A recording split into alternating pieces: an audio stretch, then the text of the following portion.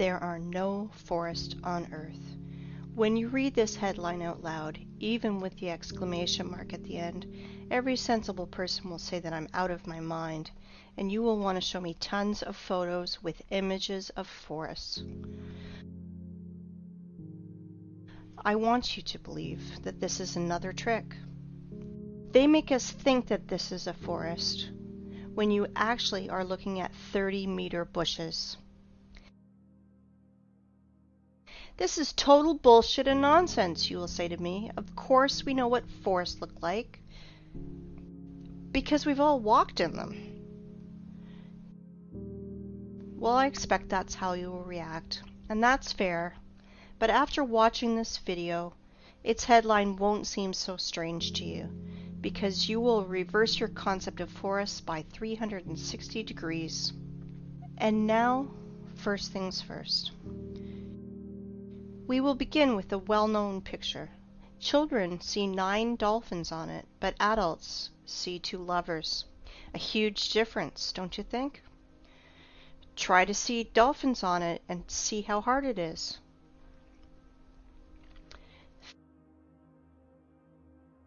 Feminine fruities just won't transform into dolphins for most adults. And that's funny because it's the opposite for kids. There is only one picture, but we see it completely differently. What is more, children and adults can't exchange perceptions. Why is this the case? It is simple. Eyes see the way the Matrix ordered them to, but that's not the way the real world looks. Our eyes become traitors over time. We were blinded while in childhood. The outward world is quite different. We see things through a prism of habit and experience. And this prism distorts everything completely. At 30 years of age, this prism works to protect your mind. And at 40, you could go crazy without this prism. Do you think I'm exaggerating? Look at this photo. I'm claiming that it is from a mesa that was formed from a magmatic melt from the Earth's depths about 200 million years ago. You think I'm out of my mind? Maybe you're out of your mind. You will understand soon. We'll come back to this plot of grass later. For now, remember how we bumped into this old stump. Sometimes humans even try to take photos trying to hug the unhuggable trunk of a tree. But really, think about it. Old trees are a rarity. They are all registered, they are tracked, and are being kept in reserves, like memorials of nature. There is an uproar on the internet about forests. Why all forests on the earth, even in Siberia, are not older than 200 years old? Where are all the giants? It is right that the people are in an uproar about it, but I want to look at the problem from another angle, from the side of the Earth's poles. The thing is that even Soviet biologists found strangeness in the poles, and unnatural amounts of water kept in the ice and snow, and there's an unnatural percentage of carbon dioxide in the world's oceans. This abnormal concentration tells us exactly about a worldwide fire of the past. Using simple math, those scientists come to the conclusion that those fires carried away 99% of the Earth's biosphere. We all know that living cells consist of hydrogen and carbon, so the ice on the poles are made mostly from water, from burned organisms.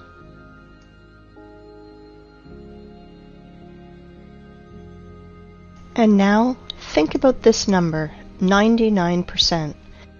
It means that everything that now grows, crawls, flies, swims, and runs on the earth is 20,000 times less in volume than before this catastrophe. 20,000 times.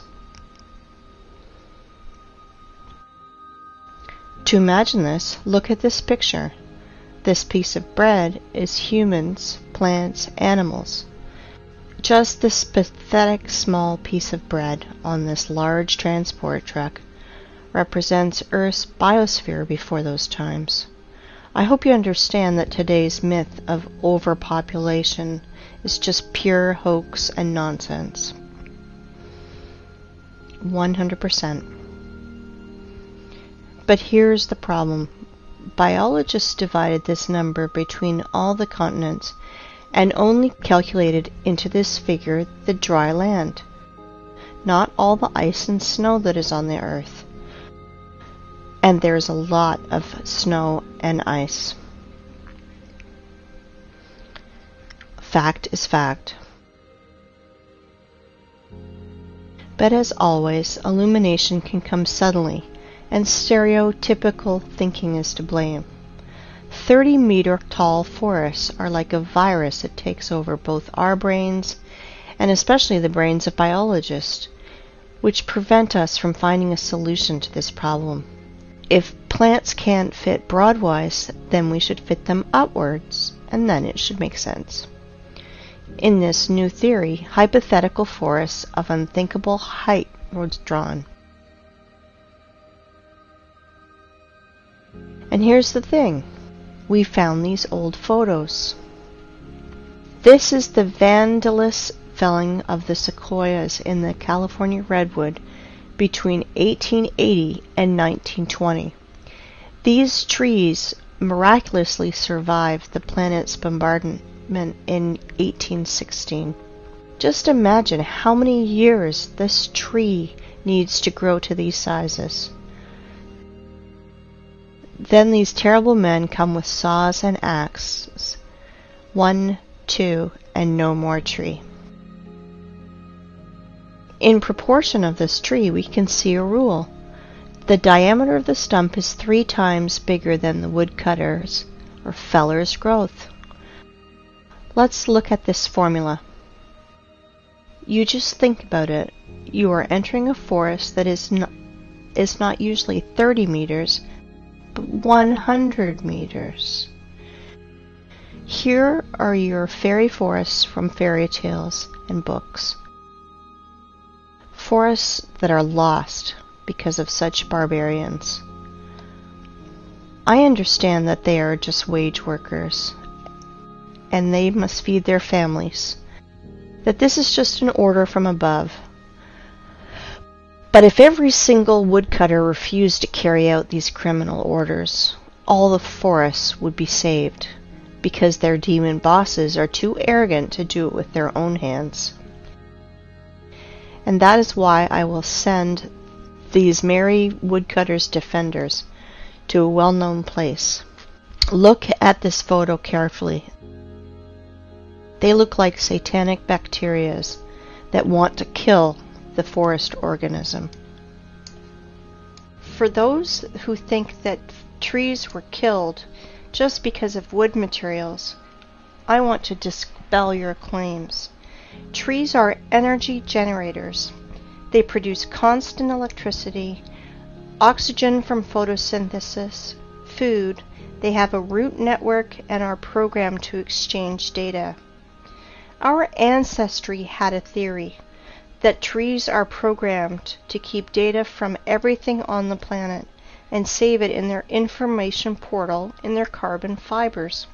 I do not know the reason, but some sequoias that these vandals left alive even put a fence around it and called it a wildlife sanctuary.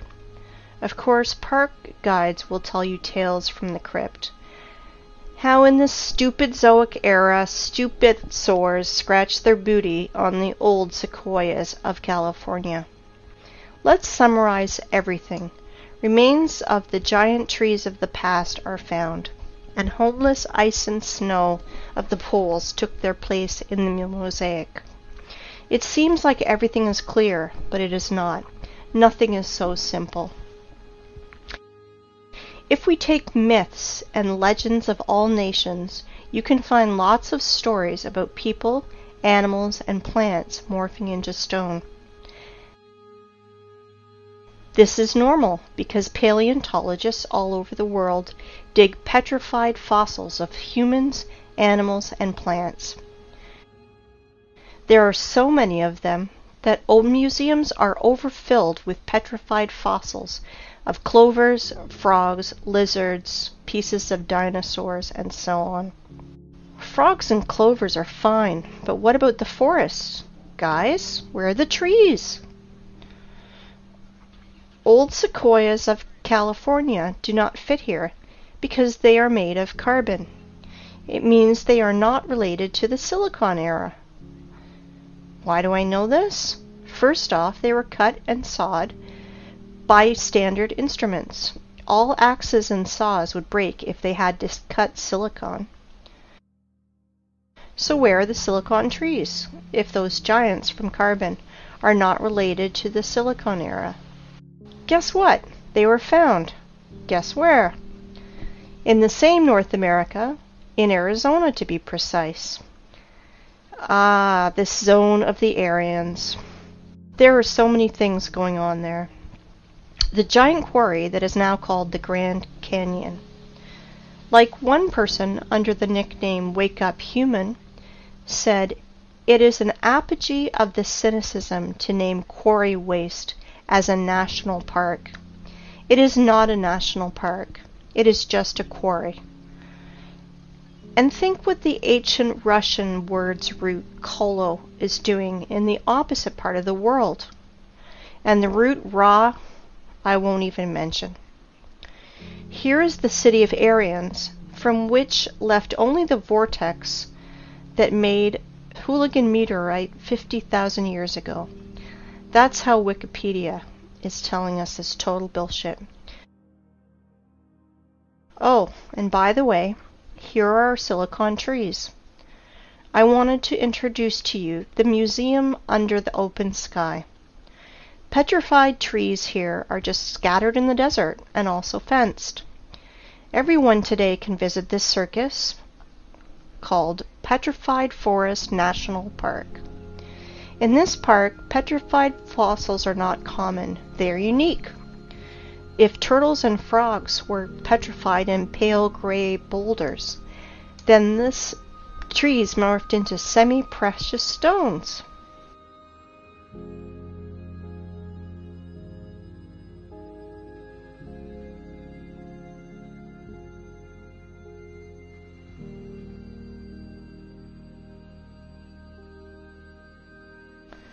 Beautiful stones, aren't they? It is time to take stock. All our forests are young and do not grow higher than 30 meters. Remains of fairy forests were found in the sequoias of California, and biologists put poles of ice and snow in its place. We found petrified fossils of the Silicon era and trees from precious gems. Now everything fits together, right? Or no? In a perfect world, everything fits. In our cursed hell, nothing fits. Since that time, when I was a kid and I saw petrified fossils on a TV show, I was tormented by that question. How is it possible for a frog to be morphed into a stone instead of rot like any organic body does?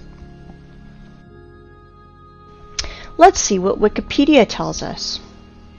Special rare conditions must be met in order for the fallen stem to be transformed into fossil wood or petrified wood. In general, the fallen plants get buried in an environment free of oxygen, which preserves the organic structure and general appearance. I understand this is dry British humor. If not, I will try to explain. You need some spontaneous disaster. For example, a volcanic eruption, tsunami, clay rain, which would quickly cover the frog and mammoth and make conserves from them, where bacteria won't decompose the corpse to the state of stinking manure. In other words, to make the body petrified, you need to cover or engulf the body and to compact it. According to so-called scientists, the tissue was organic, and then it magically turned into silicon. SiO2. Remember this formula. If you have ever buried your home pets, you can quickly run and dig them out. Your beloved pet is petrified, and you can put his statue on your table. Want to reproach me for such black humor? Redirect that to the official science community, which sells us such bullshit. A dead body has only two options.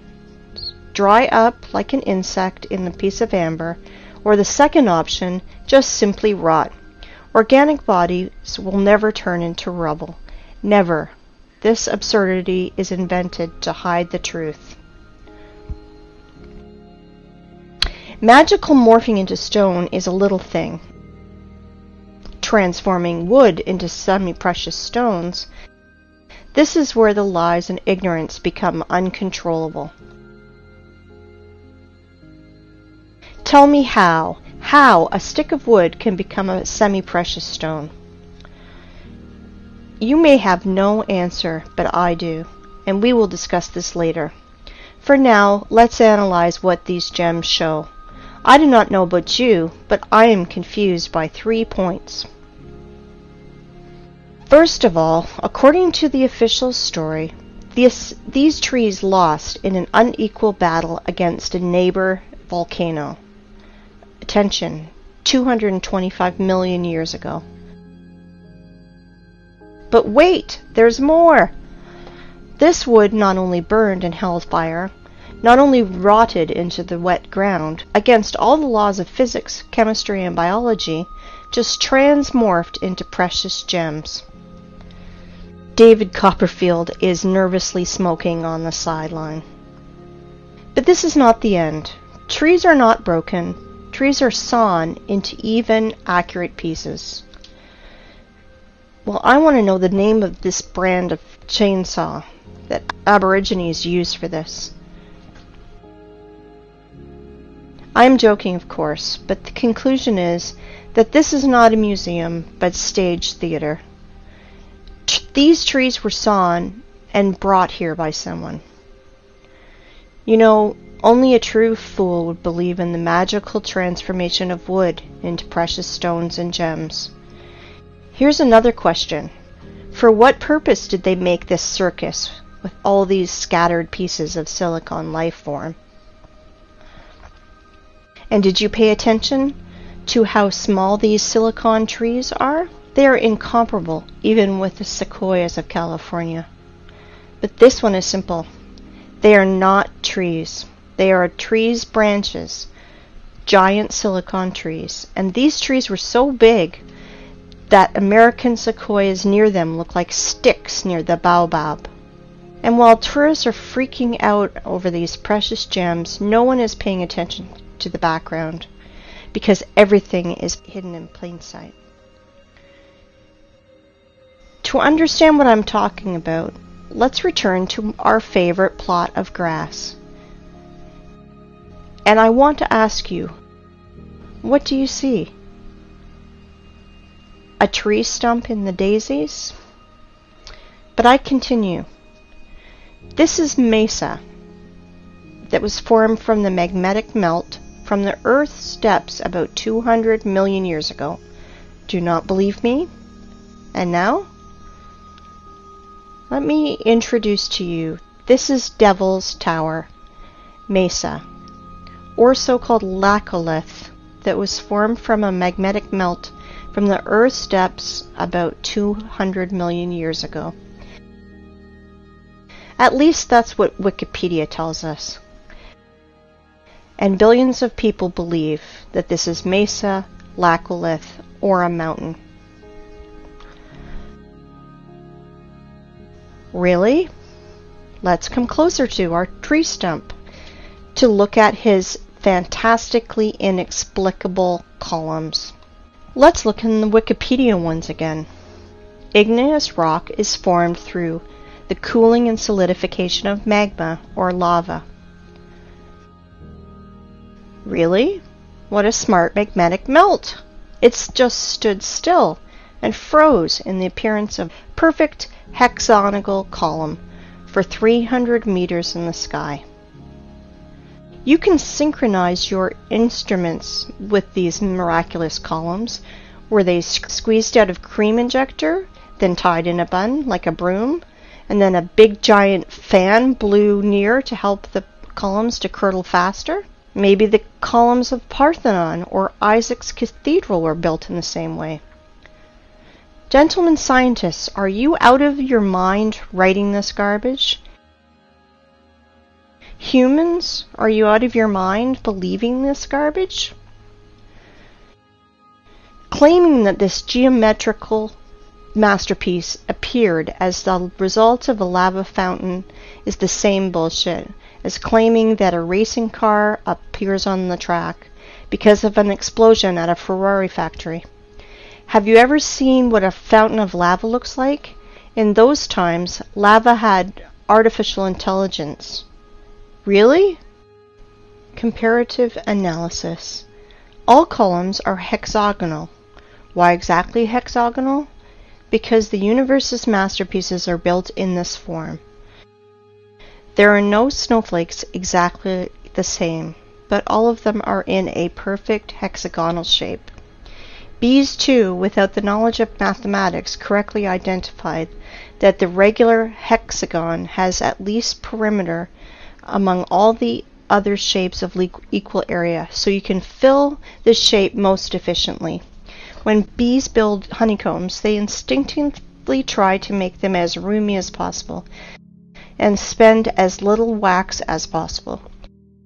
Hexagonal shape is the most efficient, economical figure for building honeycomb. Blind sheep cannot understand that our universe is fractal. That is why there is no difference in what scale you study it, in the scale of a mountain or the scale of a tree that everyone has outside their window. And now let's open a botany textbook.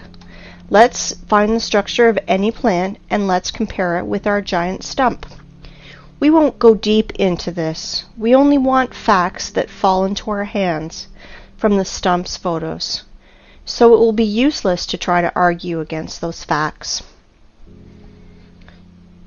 I want to introduce you to the cross-section of a stem of flax. Well, gentlemen biologists, are you noticing anything? No? Look, it seems like honeycombs in the middle. Wowzers, and they are all hexagonal. Well, what a coincidence. If we remove skin around this flax, our stump skin is the same. Let's look at the small rocks around it, and guess what? Flax looks exactly like our stump from the bird's eye. They look identical. Exactly. The stump's fibers, like the fibers of the flax, has a hexagonal shape that is strictly preserved. It is geometrical the entire length of the stem, and that is as much as 384 meters. I want you to pay attention. The stump's fibers are even stricter in their proportion, as we learn from the botany textbooks. They are no different for the whole length, but are relative to each other. It is a branch of armature hexagonal cross-section after leaving the metal rolling mill. The fibers are not attached to each other, since they freely exfoliate and fall as the stone erosion goes. Each fiber out of our stump is covered with a thin skin, exactly like fascia, a thin sheath of fibrous tissue enclosing a muscle or other organ. As you see, petrified skin contacting winds and moisture is cracking, exfoliating, and showering, and this is direct evidence that the fibers of the stump consist of at least two components placed inside each other. Fibers do not go into the ground vertically. They gradually bend to transform into the root system like every tree does. As you can see, the official story of spontaneous and accidental solidification of lava is 100% bullshit and falling apart quickly.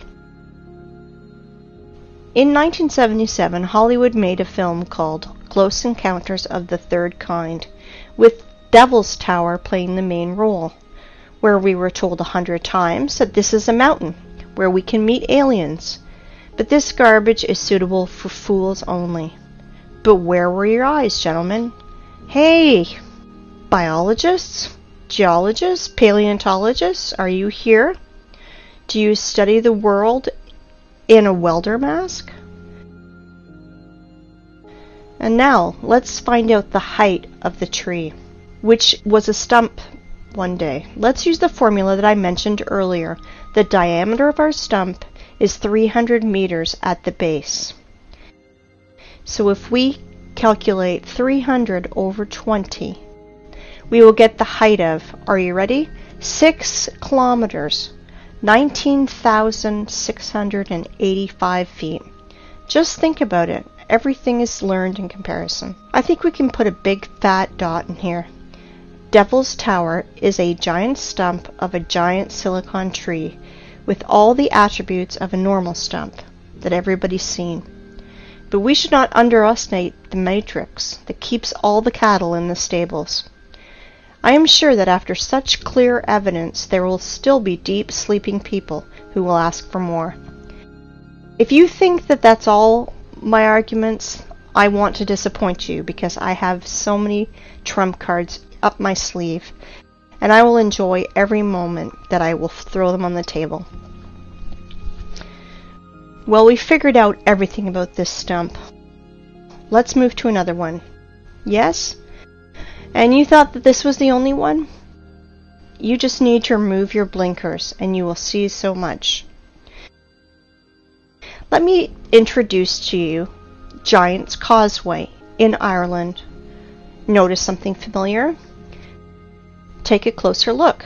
Again, hexagonal columns. Wow. If you did not notice the similarity to the Devil's Tower's fibers, you must be 100% blind. This is the same giant stump, but now it did not come out of the ground. This tree grew right on the sea's shore. The Giant's Causeway consists of almost 40,000 columns of such geometrical proportions that all the bees in the world would be jealous. Of course, all nerds declared it to be a national nature reserve. Like I mentioned before, as one person named Wake Up Human said, it is an apogee of the cynicism to name quarry waste as a national park. In which connection is quarry waste here? I will say later, but guess what the official science bleats about this Irish stump? Giant's Causeway is an area of about 40,000 interlocking basalt columns that result of an ancient volcanic eruption. Volcanic eruption! Please tell me how to stay calm and not erupt in a fountain of swear words in the direction of this science society. It is hard, very hard, but I will try because our enemies only want us to do it. I have only 2 questions. First of all, how many years was C.C. Campbell in a coma? And second, why do bees' honeycombs not declared as a result of an ancient volcanic eruption? Because they are not distinguishable at all. It's no less strange why street sidewalk tiles are not declared as a result of an ancient volcanic eruption. Show me a single difference, nerds. And now I'd like you to come back to our old method and compare Giant's Causeway, but this time with real lava.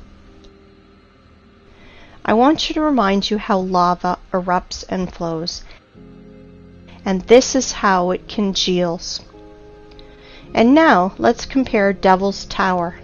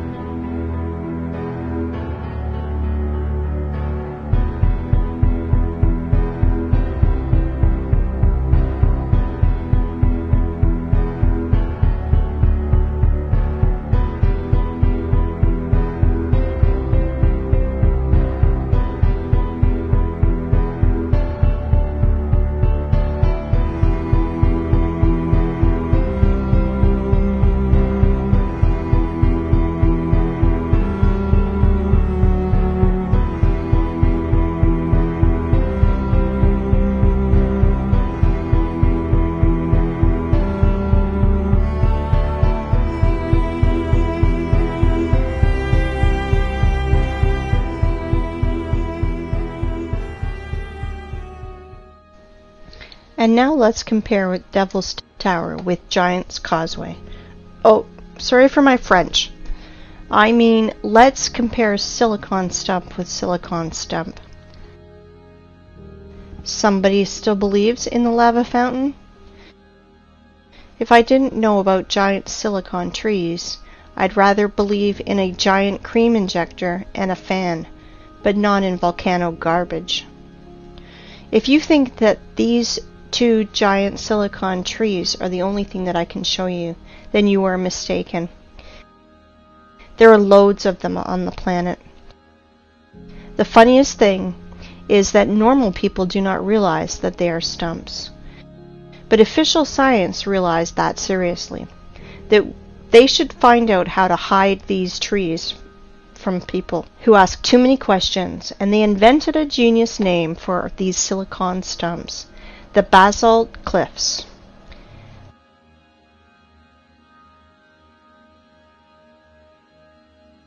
I want you to pay attention to these two pictures where fibers hang from the ceiling. How can volcanic version explain that? Lava was dripping, but its drops did not fall to the ground. The drops stuck by their hexagonal honeycombs to the major neighbor drops, which somehow reached the ground. Look at this picture. Just an everyday photo with this girl. It's good. But the only thing she does not realize is that she's sitting near the stump of a silicon tree. All artifacts are in plain sight, but the prism of the matrix do not allow us to see 9 dolphins. There are tons of silicon stumps in the network. You can research this topic yourself. Google will help you. Let's move forward. I want to introduce to you one more hexagonal miracle of the earth that is of silicon nature. I want to introduce you to the biggest salt lake in the world, Salar de Uyuni in Bolivia. As you can see, not everything is so simple as it is written in textbooks and shown on the Discovery Channel. Our tradition wanted to show you what Wikipedia is telling us about these hexagons. But the fibers of silicon stumps, Wikipedia is changing it a bit. About the hexagonal structure of South American Lake, it is keeping silent, like a fish, like there's none of them. But they are there, absolutely there. You won't believe it, but Wikipedia is not the only thing that's silent. After hours of research, I found nothing about this hexagonal structure. And only in one place I found a single phrase, like, "Look, how interesting this dried and cracked salt." And then I fell into a stupor. First of all, under the blazing sun's rays, every surface cracks like this. But not in hexagonal shape, like honeycombs. Secondly, cracks are deepenings between the fragments of surface, but I see elevations. And this is opposite to the cracks.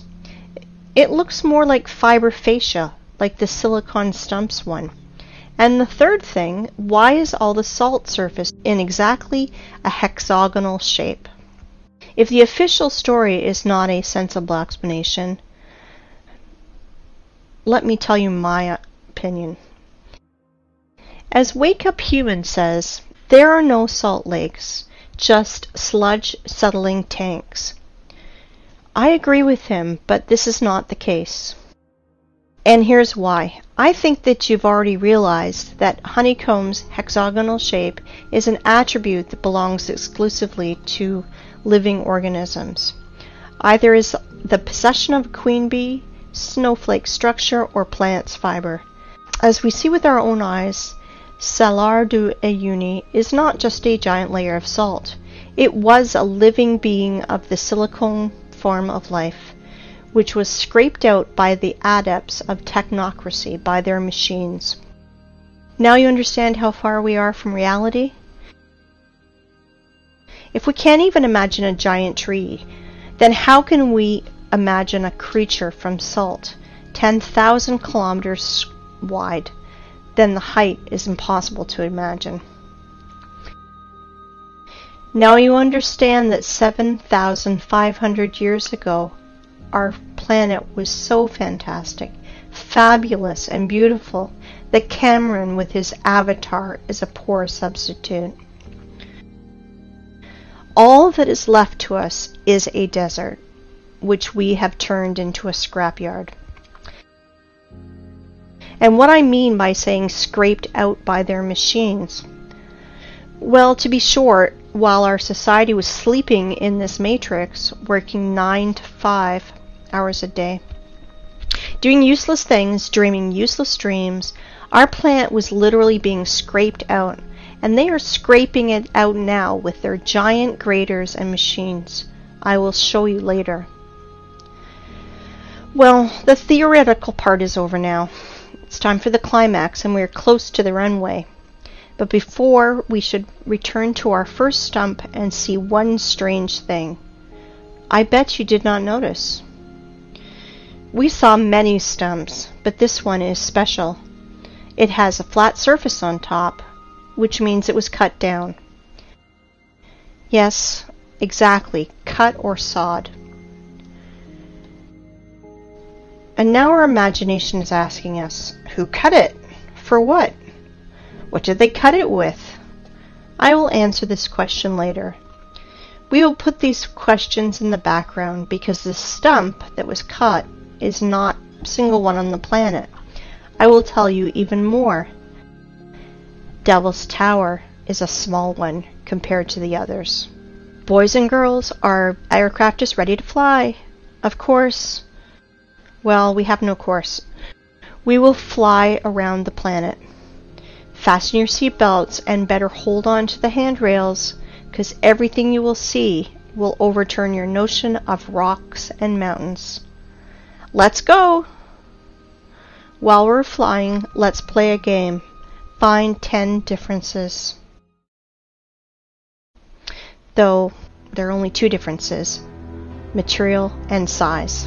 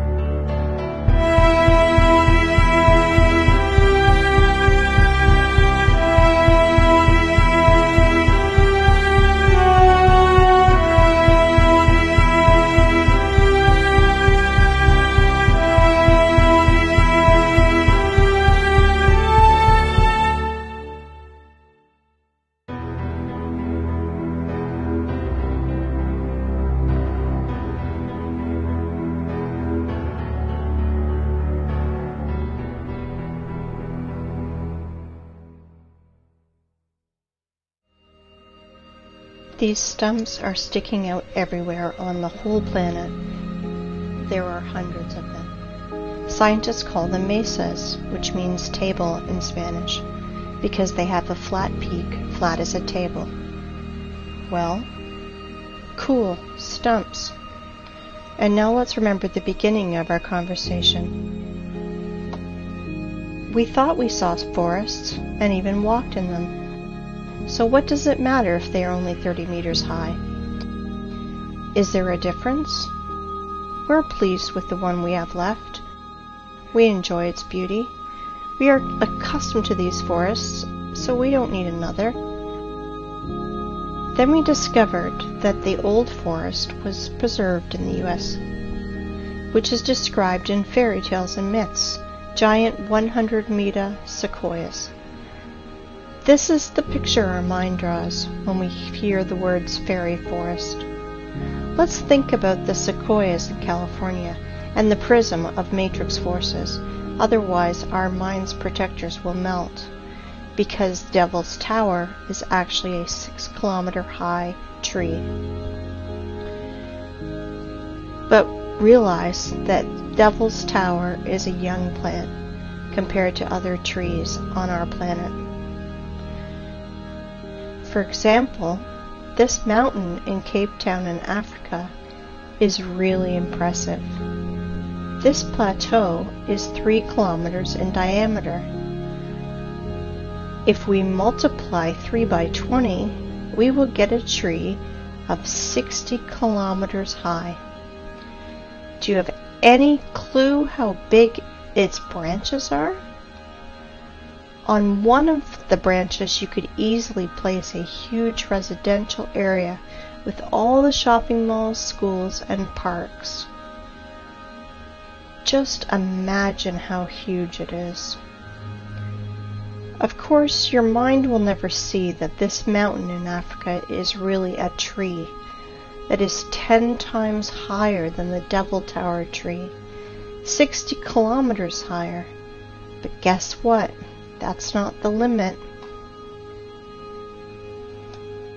In the work of Russian scientist and poet Alexander Sergeyevich Pushkin, we can read about giant fairy oaks that was on the Bayan Island near Lokomori, and we now believe has been killed by our government. That oak was supposed to be the center of the earth and was some 100 kilometers high. Not sure how high, but for sure higher than the Cape Town one. This oak was the biggest plant on earth. Remember in the beginning I mentioned our prism of the mind that helps to preserve it but distorts reality? Ask any person to show you trees on the right photo, and he will immediately put his finger on the green on the ground. Without noticing that it's only pathetic bushes, it looks more like moss in comparison to this size. But definitely not a forest. Now you understand why we can't find 9 dolphins? But do not dwell on fish and stumps. Once again, I urge you to think in planetary sizes. If instead of dolphins and stumps, we see lovers and mountains, imagine what is hidden from us with a curtain. That is why the apocalypse is translated as curtain opening. Do you understand now why I mentioned this matrix prism in the beginning? Through which we are looking, and it turned out that we see nothing. The real world is different. I can call today's state of society a real dream, and the sad part is it is not figurative. You know, in the Russian language, the word tree is spelled D-E-R-E-V-O, de-re-vo. The word ancient tree is spelled D-re-vo, and the word ancient trees is spelled drevnost. It means in Russian language, the language of the Aryans, time, when giant old trees grew. Interesting, isn't it? Well, let's put all that in our pocket and continue our flight. I think you will ask me, and maybe it's time to ask questions. Who cut down this forest? Why did they cut it? What did they use it for? No, it is too early to ask that. We know that the whole face of the planet was covered by giant vegetation. So we can ask ourselves, where did all the other forests go? The thing is that this so-called mesa are just single ones, because only the best were chosen for cutting. Whole other forests of the planet were laid down by blast waves. We reviewed only stumps with flat peaks. Does anyone remember how not cut but actually broken trees look like? I will remind you. Understand my hint? Let's play the game again. Find 10 differences.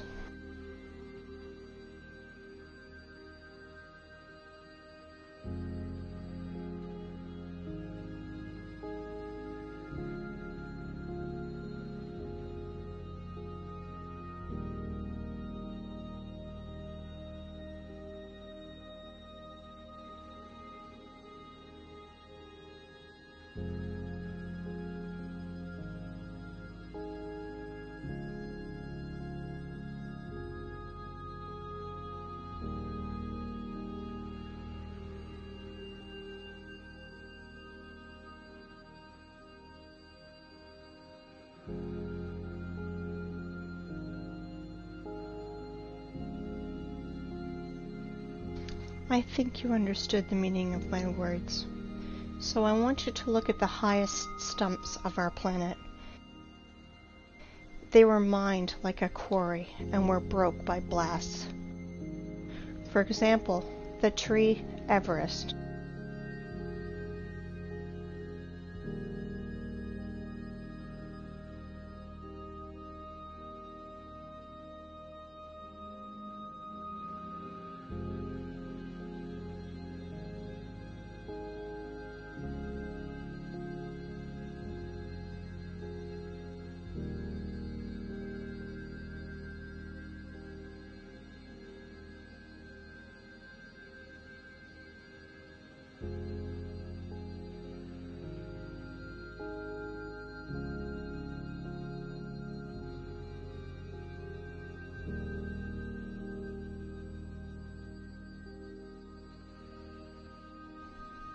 Have you already guessed? There are no such things as rocks on our planet. They are all just pieces of broken stumps. You can look at millions of photos, but the only thing that you will find is corpses of our true environment. How official science explains our origin of rocks, I think you guessed too. Now you understand why we are so charmed by rock? Why are all elite properties placed between rocks?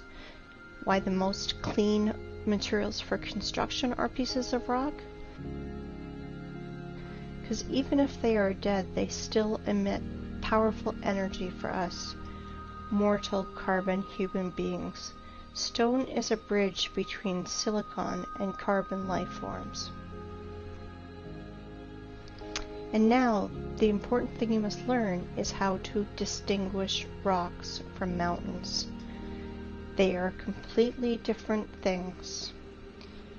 Rocks consist of solid pieces of ragged stone with fragments of fibers that reach to the sky. But mountain is just a pile of loose waste, which were brought on by giant machines. It has almost perfect cone shape, like every loose structure does. Sometimes those piles have chemical waste inside, and sometimes those wastes react with each other, and sometimes they burn, and sometimes explode. And then nerds in white coats scream that they invented a new volcano, and will immediately tell you stories from the crypt. How 200 million years ago this volcano formed those silicon stumps, and explain the origin of our street sidewalk tiles as a result of an ancient volcanic eruption. That is why there's no such thing as volcanoes, rocks, and mountains on our planet. You can throw out these terms from your vocabulary. Okay, let's fly further. So from our window you saw that absolutely all the rocks on our planet are just corpses of the silicon form of life. They are all fallen trees, you want to ask? No, not all of them have hexagonal structure like the Devil's Tower. Some of these rocks have lamellar structure or spongy structure, like our mushrooms do. Like liver is different from our heart or our lung, so our ancient world was so diverse that we can't identify or even imagine lots of species structure like our mushrooms do. Like liver is different from our heart or lung, so our ancient world was so diverse that we can't identify or even imagine lots of species and subspecies. Let me introduce this theme was covered in detail by Pavel Ulyanov. His YouTube name is Wake Up Humans. He did revolutionary work in the theme of geology and bucket wheel excavations work. Let me introduce to you this giant cuttlefish, which is a Badger 288, one of the world's biggest rotor excavators. And this is how those machines work. They crawl on its wheel parallel to the quarry wall. Giant wheels with ladles scratch at rock and ground, leaving concave wall.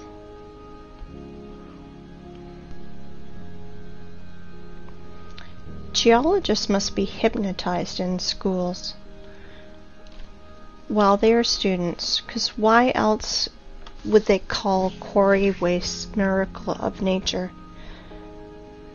Like, for example, this cliff in Australia. Want to laugh? If you do not believe in the idiocy of this last stage, just Google wave rock and check the official explanation. 100% unbelievable how people buy into this. Some people will ask which stone was part of the living plant and which not. I want to tell you that at least 7,500 years ago there were no such things as stones. Everything you find now was part of our ecosystem. But then people said they want to be gods themselves, and they screwed everything up.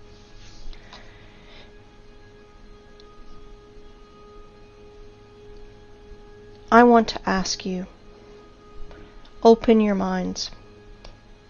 They live, we sleep. But they not only live, they're also killing our planet. They are doing it right now while you are watching this. Wake up, humans. You must review all the instruction they gave you in elementary school, middle school, high school, history, geography, geology. Open your mind. I want you to look at these photos.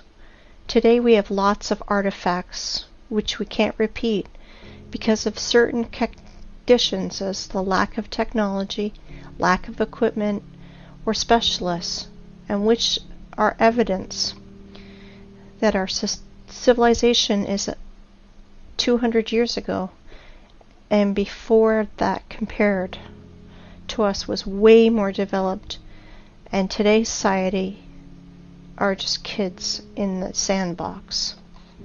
Here are some examples. Bubbleovo bath, 1784 to 1820. Here is what this man that was near it tells us. Sorry for my language, but they are telling us absolute bullshit. That somehow the master made it for 7 years and polished it every day like Papa Carlo. Absolute bullshit.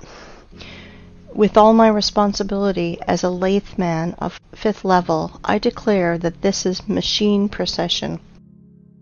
Concave and convex surfaces of this bath, strictly precise, circle on the whole diameter, very accurate spherical surface in the lower part of the bath. Inside the bath on the bottom, the same super accurate concavity of the whole diameter. This product is impossible to do manually, especially to polish. I have the impression that it only yesterday got out of the machine. And the polish is like from Isaac's castle columns. It's impossible to do without high-class and high-speed polishing and grinding instruments. Next one, Alexandrian column, 1834. Weight is 600 tons, 27 meters high, granite. Impossible to do manually without turning this on a lathe machine. This column has the shape of antithesis. It's simply impossible to do manually. Third, Peru Ollantaytambo. Polygonal docking of blocks. Weight is 40 to 120 tons. The level of adjustment you can see for yourself. Blocks are aligned in 3 dimensions. Capella San Severo. Made from a single piece of marble. This is impossible to do without an advanced CNC machine. For the last 50 years, there was nothing even close to the complexity of this execution. Nothing has been done by any sculptor, even with the advanced CNC machine. Marble tombstone on the monumental cemetery Strangolano Museum in Genoa. 6. Stone bridges in Sevastopol. Each polygonal stone of the bridge is essentially a single sculpture, an example of modern work. The stone on the left. By today's standards, it is considered quite acceptable.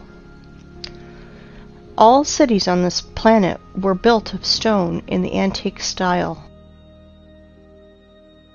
with pre-designed layouts of streets, avenues, embankments, and so on. All cities had a stone bastion wall. The construction volume, which is often equal to the construction volume of the whole city. Somewhere between 1780 and 1815, we experienced nuclear war. And it is likely not the first time in the world, which resulted in a nuclear winter in 1816. A year without summer. The Anglo-Saxons called it 1800 and froze to death. Here are some screenshots from Google Earth. Photos of nuclear craters in the territories such as Belarus. Such craters are easy to find. White traces around craters are broken limestone, the basic material of that time. To visualize the damage, search in Google. Google Roger Fenton Crimea or James Robertson Crimea and see the pictures. And you will see the photos of these first war photographers that were sent to Crimea in 1853 after the nuclear war to take pictures of the siege of Sevastopol. Compare vegetation then and today. This is an example of a photo of Sevastopol by Fenton. Until the 18th century, houses were built entirely of limestone. for cutting were used advanced machines to make perfect parallelepipeds. Here are some photos of a house in Crimea. All houses in all cities of old USSR are covered in clay for 3 or 4 meters.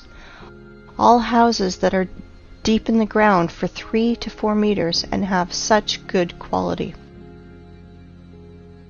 It takes 200 years, and during the Soviet era, such masonry of limestone is considered to be very good.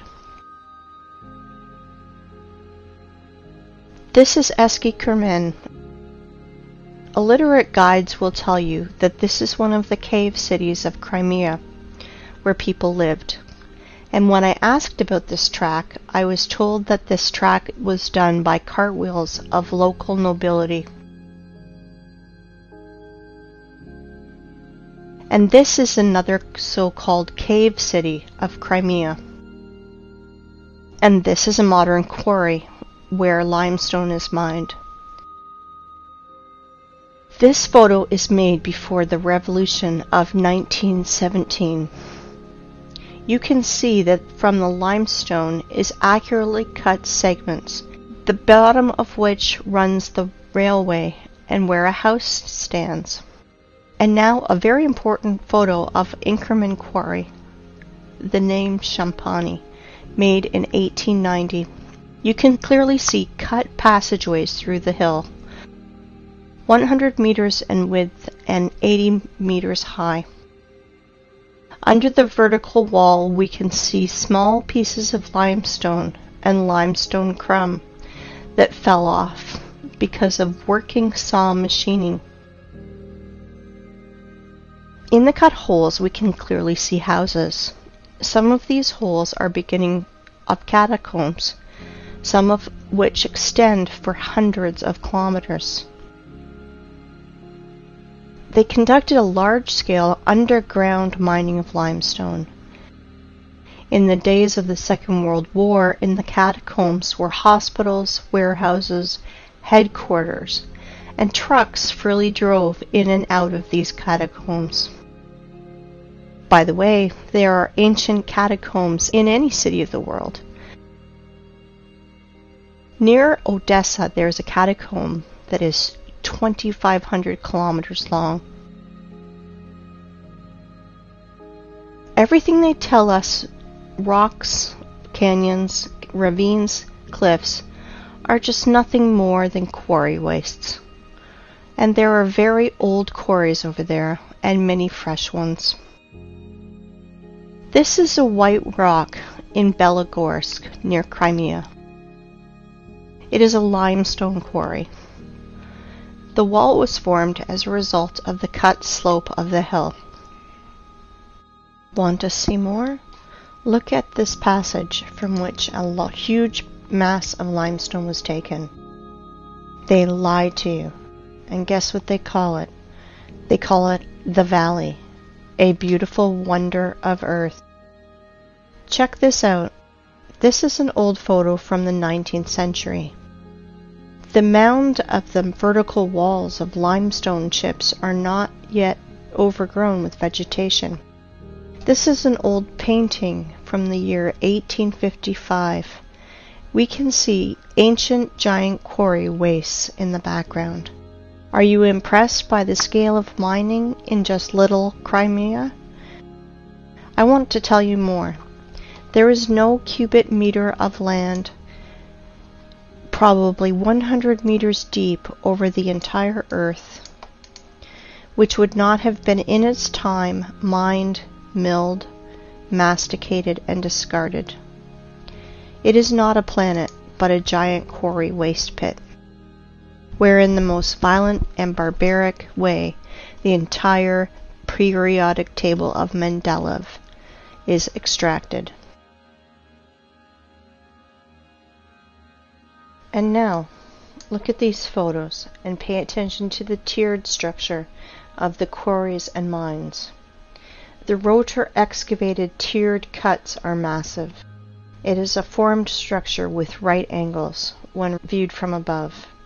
And now I want to show you the mountains, ridges, gorges, canyons, cliffs, in almost uninhabited ways. Often they are named by the people who discovered them. Are all academics and professors of geology and other science nerds too blind to see it? Mountain on the Kola Peninsula. I do not know the name. Mountains on Antarctica that were only discovered in 1820. Antarctica. Here are even the traces of the heavy machines and equipment. Greenland. Watkins Mountains.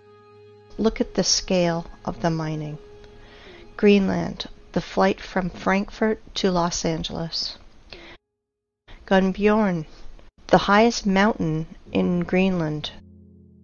3,700 meters. No problem. Almost completely gutted. Svalbard, Norway. Aurora Borealis in the background of quarry waste. Antarctica, Transantarctic Mountains. At the foot, the traces of machines are still visible. Antarctica, Transantarctic Mountains. Quarry systems. Pay attention to the background. Mount Kailash, Tibet. The height is 6,638 meters. Have you ever seen in our time heavy mining equipment that's raised to such heights? Goblin Valley State Park, Utah, USA. Gloss Mountain State Park, Oklahoma, USA. Grand Canyon, Arizona, USA. It's just a giant quarry, waste, gutted territory. Millions of tourists think that they are looking at a miracle of the world because they were told so. Quarry, Grand Canyon, Arizona, USA. Nowhere can we find traces of water erosion, only the shock explosive impacts on the silicon vegetation. Quarry, Rock Spitzberg. Quarry, Grand Canyon. The cut of the stone with a circular saw. Quarry in Australia, Blue Mountains. Blue Mountains from another angle. Blue Mountains, the vertical wall. Compare it with the marble quarry in the Alps. Marble mining in the Alps. Giant quarry, do not know where. This photo is offered as wallpaper on your desktop across the internet. Caprock Canyons State Park, Texas. Again, a national park created from exhausted quarry wastes in the USA. In some quarry wastes where there is a lot of moisture, people do farming. Banao rice terraces. Again, Banao rice terraces. And this is Canyon de Chelly Nation Monument, USA. The saws apparently did tunneling. The so-called Painted Hills in Oregon. Mountains Ravine, South Africa. Orange River and Mountains. Timna National Park in Israel, just a quarry. Quarry, Green Canyon in China. Flooded quarry, Charak Reservoir in Uzbekistan. Flooded quarry, another angle. As you can see, there are no natural rocks, mountains, cliffs, and gorges on this planet. You know, while people argue on the internet how flat the earth is, like a pancake, or maybe a little concave, our masters are literally devouring our home and turning into a desert and a scrapyard. Guess what? It appears there are quarries on our planet the size of several countries. For example, in Tajikistan, Afghanistan, Uzbekistan, Turkmenistan, Kazakhstan, and Iran, there is almost no soil in these parts of the country, because a 100-meter layer of soil and all living things on it was removed. It looks like the Ural Sea and the Caspian Sea are just giant flooded quarries. Yes, yes, all areas in the world that is painted yellow on Google Maps are the bottom of quarry wastes. Uzgurt Plateau. In the middle of the picture is a group of cars. If you fill this quarry with a layer of water 1,500 meters high, you will get an analogy of the Sea of Azov. And this is the Sea of Azov, flooded old quarry. The bottom is as smooth as a table on which rotor excavators rolled. The maximum depth is 15 meters. Perhaps thorium was mined here. The edge of the Karakum Desert, the area of which is 350,000 kilometers squared. The impression is that planetary reapers worked here. In reality, quarry, for the rest of the population, Canyon Yangakala, the wonder of the world, in Turkmenistan. In reality, quarry, for the population, Plateau Tozber, Kazakhstan.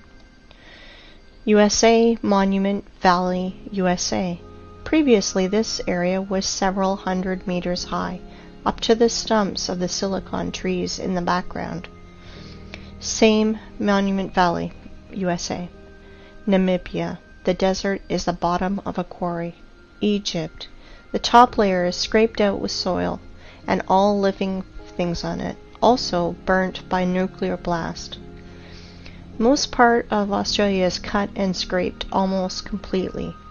No soil, only red desert left. Australia,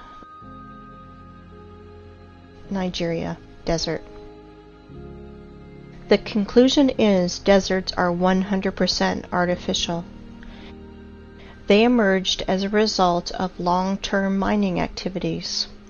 Even more, you can easily safely replace the words canyons, gorges, rocks, ravines, plateaus, mountain lake, and just simple lake in your vocabulary to the words quarry, mine, flooded quarry, flooded mine. Krivobor in Russia. Krivobor in a different angle. In the middle of this island, overgrown with bushes, stood a rotary excavator. Kruitvann in Switzerland, obviously the work of a rotary excavator. Siberia, Anabari quarry. And now look at this. This is pile of waste rock in Donbass. The height sometimes reaches 300 meters. Inside them are chemical reactions. They burn, and sometimes they even explode when they accumulate excess pressure, and more. Let me introduce to you this pile of waste called Vesuvius in Italy. 1,281 meters high. But science nerds will tell you that this is a volcano because it is burning, even once it exploded. What a story. How people buy into it is beyond me. And now let's look at the biggest pile of waste, called terracons or volcanoes.